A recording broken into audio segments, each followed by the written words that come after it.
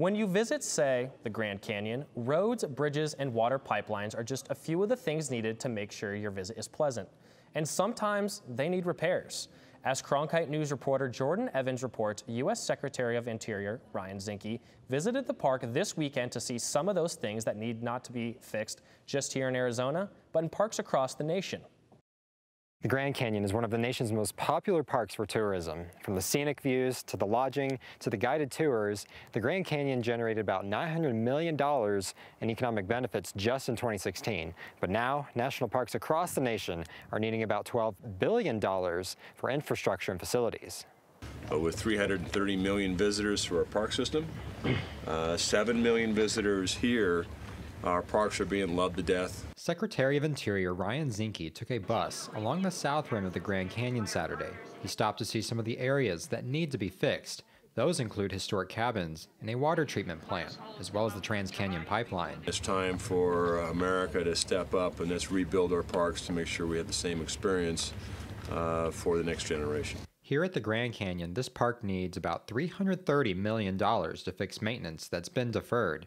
That's only a small part of the nearly $12 billion needed to repair all of the national parks. Deferred maintenance is maintenance that hasn't happened to buildings, assets, roads, utilities that needs to be done, but because of various reasons, whether it's budget or time, hasn't happened, and it leaves buildings and assets in poor condition.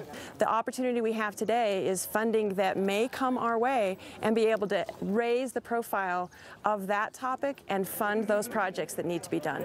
That funding could come through competing plans in Congress, which would provide billions of dollars to the National Park Service to make repairs. National parks in Arizona alone need $531 million. California needs the most at $1.8 billion. So one way to help curb that demand is for the community to get involved. I heard that number and I was shocked. I was like, wow, like this is why volunteers come. This is a perfect opportunity. We need volunteers to come out and do things like this and to help lower our backlog maintenance. And it's things like painting a building or fixing a fence, just little things like that that anyone can come out and do. But volunteers are only part of the solution. Some projects need paid contractors and engineers. So one plan currently in the U.S. Senate would develop federal lands for all sources of energy. That has some people concerned about the negative environmental impacts and accusing Zinke of supporting corporate interests. Most of what he's done is undermining, public lands and being on the side of oil and, extractive industries. So I think, there needs to be more done to be protecting these lands and not to be selling them out for profit.